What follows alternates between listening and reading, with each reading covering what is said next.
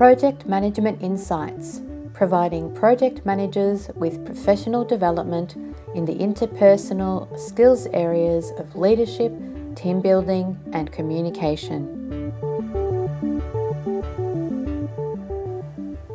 Today I want to have some fun. So I want you to rate yourself as a PM on a scale from 3 to 20. Here's what I came up with. So if you're a 3, you're the person that would love to be a project manager because they make a lot of money, and you know that you finish off your DIY projects at home just fine. So your story is you'd be very, very good at it. That's a 3. Then we jump to a 6. So as a 6, you know how to create a big schedule. And by a big schedule, I mean a schedule with lots and lots of lines in it. And you also know how to fill out templates. You're very, very good at it. You also schedule lots of meetings.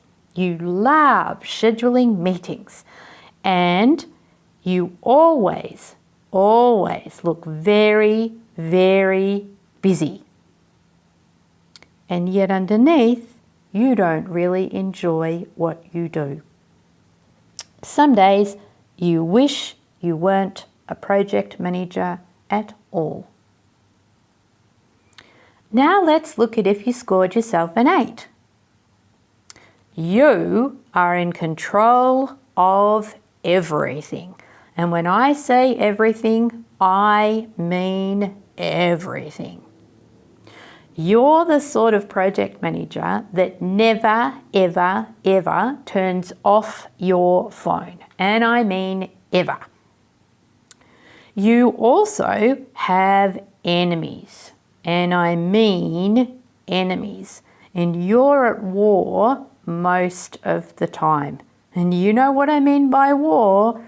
There's people who are ready to just cut you down and get rid of you on the spot because they really don't like you. You're one of those people that works at home too, so you never shut off from working, that is. Your mind's always busy, you're always doing something in relation to your project. And you dress to impress.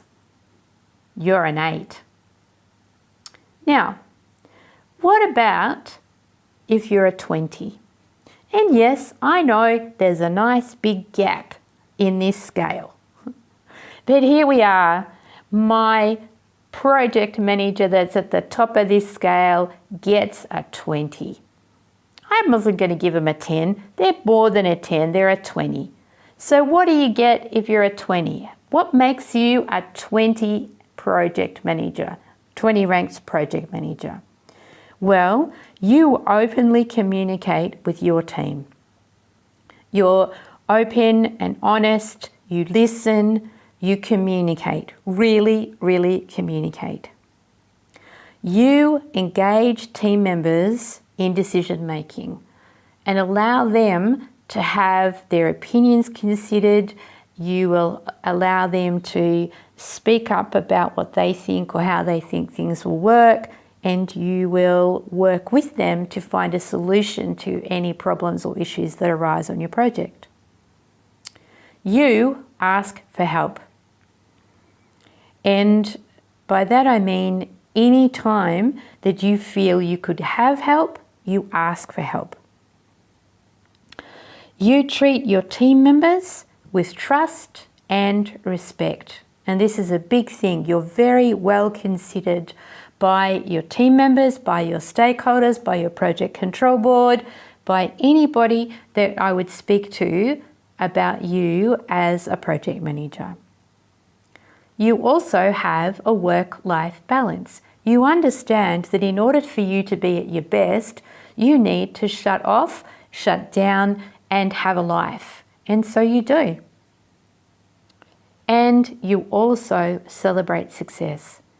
So you acknowledge the effort that your team puts in. You celebrate those small wins in order to have your team feel acknowledged and supported and looked after so that you get the best from them.